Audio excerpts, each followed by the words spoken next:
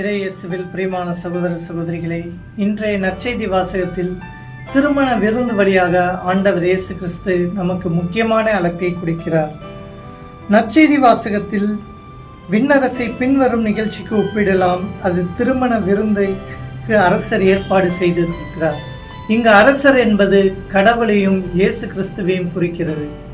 திருமணம் என்பது விண்ணகத்தை குறிக்கிறது, நிலை வாழ்வை குறிக்கிறது.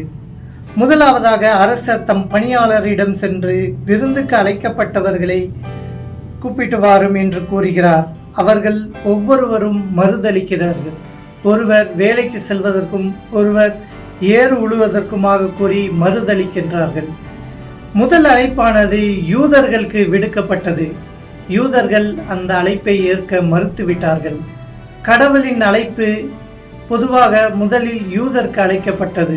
அதை அவர்கள் ஏற்க மறுத்ததால் வசனம் நமக்கு கூறுகிறது, நீர் கடை தெருவுக்கு சென்று அங்கு இருப்பவர் அனைத்தையும் கூட்டிட்டு வா. இதில் குறிப்பிடுவது பொல்லார், தீங்கு செய்தவர், நல்லவர், கெட்டவர் என எல்லாவற்றையான மக்களுக்கும் கடவுளின் அழைப்பு விடுக்கப்படுகிறது. அனைவரும் வந்து அமரவே திருமண விருந்து நிரம்பிற்று. முழுவதுமாக விண்ணகத்தில் இடம் குறிக்கிறது. இங்கு வசனம் குறிப்பிடுவது ஒருவர் திருமண ஆடையின்றி இருந்தார். திருமண ஆடை என்பது மனமாற்றத்தை குறிக்கிறது. கடவுள் அழைப்பு விடுத்தார் என்பால் நாம் மனமாற்றம் அடைந்து அவருடைய அழைப்பை ஏற்று நாம் புனித வாழ்வு வாழ வேண்டும்.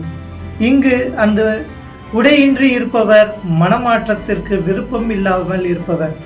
இது பொதுவாக யூத மக்களையும் குறிக்கிறது. அவர் கடினம் உள்ளம் கொண்டவர்களாய் இருந்ததால் மனமாற்றம் அடையவில்லை. கடவுளின் வார்த்தை கீழ்ப்படியாததால் இறந்தும் போனார்கள். நான்காவதாக இறைவார்த்தை கூறுவது, அழைக்கப்பட்டோர் பலர், ஆனால் தேர்ந்தெடுக்கப்பட்டவரோ சிலர். நம்முடைய வாழ்விலும் நாம் அழைக்கப்படலாம், ஆனால் கடவுளுடைய தேர்ந்தெடுப்பில் நாம் இருக்கிறோமா என்பதை நாம் அறிந்து கொள்ள வேண்டும்.